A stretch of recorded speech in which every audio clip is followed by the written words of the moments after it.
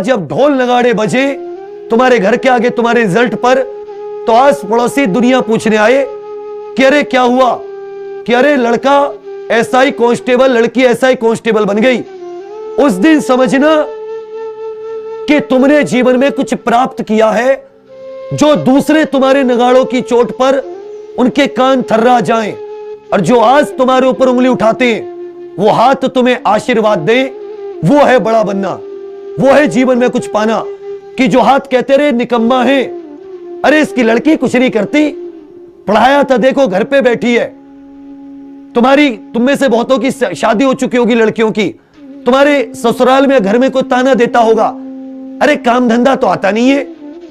तुम उन्हें बताओ पढ़ के, चुप उन्हें समय निकाल के, और तुम्हारे भाई के पास, इस एग्जाम्पल के पास वो सब कुछ है तुम्हारे लिए कि तुम उनके सिर्फ उनको दिखा नहीं सकती। बच्चा तुम संसार में नाम कर सकती हो, टॉप कर सकती हो, वो सब कुछ है तुम्हारे लिए, वो सब कुछ। बशर्ते पढ़ना तुम्हें है, मेहनत तुम्हें करनी है, मरना तुम्हें है उस मेहनत में, उस तपन में, उस आग में तुम्हें जलना है। लेकिन हां, तुमसे पहले मैं जल के गुजरूंगा उस आग से। जिस आग में, जिस पानी में, जिस गहराई में, जिस जगह तुम्हें लेके चलूंगा, तुमसे आगे मैं रहूंगा, तुमसे आगे एग्जाम्पल रहेगा, तुमसे आगे एग्जाम्पल के हर एक सदस्य की दुआएं रहेंगी। तुम पीछे सच्चे, पवित्र और ईमानदार मन से चलना, क्योंकि जो माता सरस्वती है ना, उसको सिर्फ एक ही चीज पसंद है, ईमानदारी। और अगर तुम्हारे अंदर है तो वो जीवन भर रुक जाती है। ईमानदारी, स्वच्छ पवित्र मन। मैं कल एक जगह गया था, तुम्हें एक छोटा सा वाकया सुनाता हूं।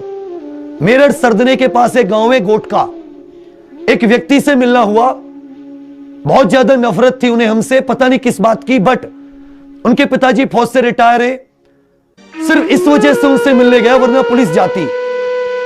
लेकिन एसपी साहब बोले नहीं जी। मैं बोला एसपी साहब, भाई ये पिताजी फौज से रिटायर है, हमारे भी फौज से रिटायर है, नहीं पहले बात करके आएंगे। देखो माता शारदा कि उसके घर के सामने अपने स्टूडेंट, और कौन से स्टूडेंट, जो डाई हार्ड है। डाई हार्ड का मतलब समझते हो? अगर मैं खड़ा हूं तो हे मां शारदे तेरे आशीर्वाद से वो मेरे मतलब घुटने पकड़ के वो बैठते हैं।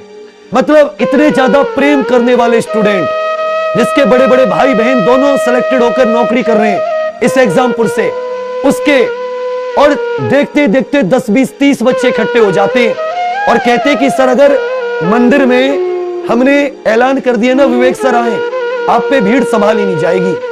मतलब ये एक यही तो ईमानदारी है, यही स्वच्छ चित्त है। तो तुम्हें उस आग में जलाने से पहले मैं खुद जल के, इस एग्जाम्पल की पूरी टीम जल के निकलेगी, फिर तुम्हें उतारा जाएगा। और अगर हम तपिश झेल सकते हैं तुमसे पहले, तो तुम तक तो बहुत थोड़ी सी पहुंचेगी वो तपिश, लेकिन जलना तुम्हें पड़ेगा मेहनत की आग में, संघर्ष की आग में। तुमसे पहले हजारों कामयाब जले, तुम नहीं करोगे, तुम्हारे जैसे हजारों कामयाब जलते आएंगे। तुम्हारे पीछे पूरी एक जनसंख्या जलती आ रही है, तुम्हारे पीछे पूरी एक जनसंख्या जलती आ रही है, लेकिन तुम्हें जलना पड़ेगा। तुम्हें उस तपिश में, उस मेहनत की आग में जलना पड़ेगा, तुम्हें वहां से निकलना पड़ेगा, तुम्हें गुजरना होगा उस आग से, तब जाके तुम एक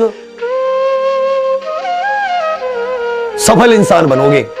तो उठा लो अपना पेन, बना लो कॉपी को अपना चूल्हा, अपना चौका, अपना बर्तन, अपना पोछा लड़कियों के लिए, और लड़के भी यदि घर का कोई भी काम करते हो, सानी में सब उसी को बना लो।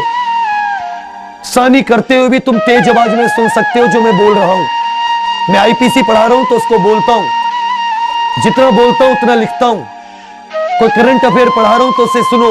तुम सानी करते हुए, भैंस का न्यार काटते हुए, यदि किसान के बेटे हो, किसी दुकान पे काम करते हो तो अपना सामान बेचते हुए, कहीं समोसे पकौड़ी बनाते हो तो वो काम करते हो, किसी लाइब्रेरी में पढ़ते हो तो वहां तुम घर का रोटी पो रही हो तो वहां चूल्हे के सामने आटे की जो परात होती है उसके सामने तुम मुझे सुन सकती हो, देख नहीं सकती हो तो कम से कम सुन सकती हो।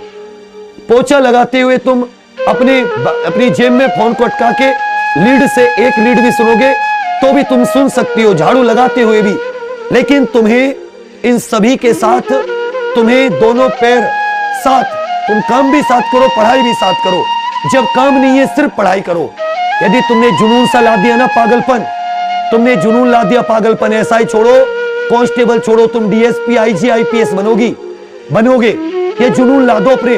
और अगर तुमने जुनून 1 महीना रख लिया ना, 1 महीना, तुम्हें कोई नहीं रोक सकता। दुनिया की ताकत आ जाए, भगवान खुद उतर कर आ जाए तुम्हें रोकने के लिए, लेकिन अगर तुम्हारे अंदर वो जुनून आ गया ना 1 महीने, कोई नहीं रोक सकता तुम्हें, सफल होके जाओगे। चलिए यही बात कहनी थी। एग्जाम कब होगा कब नहीं होगा तुम्हें मतलब नहीं है, सिलेबस करो तुम बस।